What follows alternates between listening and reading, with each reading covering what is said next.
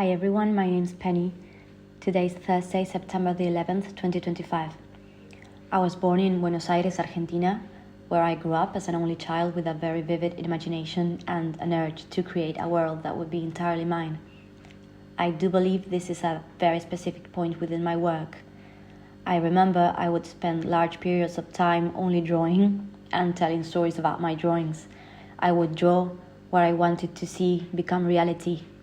Alongside this, I was, let's say, some sort of a young poet, writing poetry without knowing what I was doing. I later studied literature at uni and developed a strong passion for poetry, which is now reflected in my work as an artist. It has helped me with subtleties and knowing how to look. My background as an Argentinian in art is always there.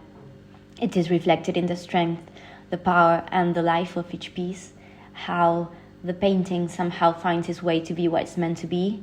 Sometimes you gotta start over, but with that profound trust in the whole process of it. Even though it's a cliche, it's true. A blank canvas is an immense challenge for any artist. It touches a particular aspect of character in each of us. It can be frightening, to be fair. In Argentina, we are experts in the matter of uncertainty, fear, creation, starting from scratch, embracing what we are.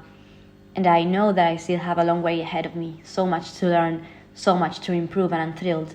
I'm excited for what's to come. My biggest influences are, I am very into surrealism in literature, and I, at times even unintentionally, I find myself, I convey a somehow surreal feeling in my paintings, sort of dreamlike. Beauty in all its forms. Specifically, I am blown away by raw human beauty. Let's say a very unique feature, a bare face, blurry makeup, a teary eye. There is something about it, an expression of sadness. I find it so achingly beautiful, poetic. That's why I love to create a portrait, but I like it to be imperfect and a bit chaotic, a bit rebellious. Also, apart from my daily life, film and books, of course, my great influence is my teacher, Claudia Favere, who's a super talented artist from Buenos Aires, and she's taught me so much.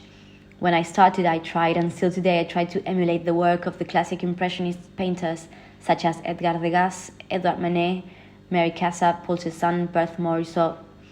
For my drawings, my great inspiration has been Egon Schiele, Pablo Picasso, and Henri Matisse. And in this moment, I am always trying to learn and let myself be inspired by the work of the many artists I follow on social media. I am a big fan of a contemporary German artist called Natalia Politova. I like Hannah Mueji, and an artist from Uruguay that I admire so much called Belén Hernández Pérez. Her work is unbelievable. I like Caroline Wendelin and also many more. My friend Justina, who's a very bold artist, and she's the one who encourages me and believes in me. And also, the most important thing for me, it is to read and immerse myself in the creative process of other artists and painters. Celia Paul being my number one in that aspect. She talks so much about how as an artist, you have a life completely independent from your art, but sometimes the line is so hard to find. Sometimes your life becomes your art, and it is quite, in this day and age, you feel like a hermit when you ignore everything else to focus on your process. I have also been reading a wonderful book called Daybook by Anne Truth, which is her diary, and I love it. Right now, I'm focusing on big pieces of art and growing and letting myself be seen. I am trying to take my painting to the next level. The biggest challenge of being an artist is, I think personally, me. I am my biggest challenge, myself and the voices inside my head. The fact that if you're not working, nobody's going to come and do it for you. You just have to do it.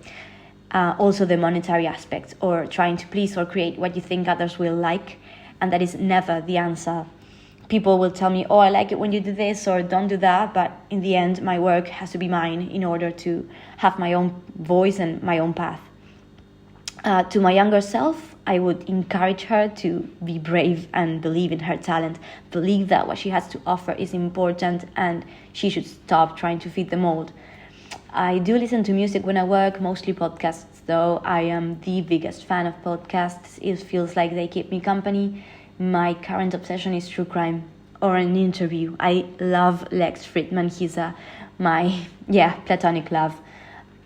The best reaction someone's had to my artwork would be, I think, when I did a quite powerful portrait of my uncle for my aunt, Deborah. She was very emotional. Many people cried when they saw it. It was a very memorable and personal moment for me. Sometimes you just make art for the people that you love as well.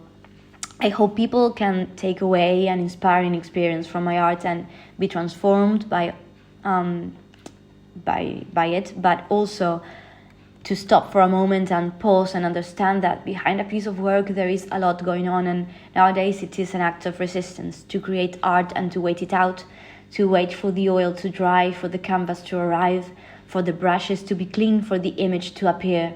So I see my artwork as an act of resistance against this crazy world we had to live in.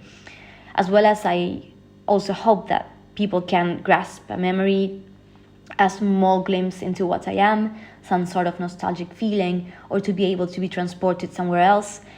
I am deeply moved by the concept of innocence. Lost innocence, the longing for innocence, those fresh or childlike aspects in people, that inner child that we cannot let go of and that I try to connect with through my craft.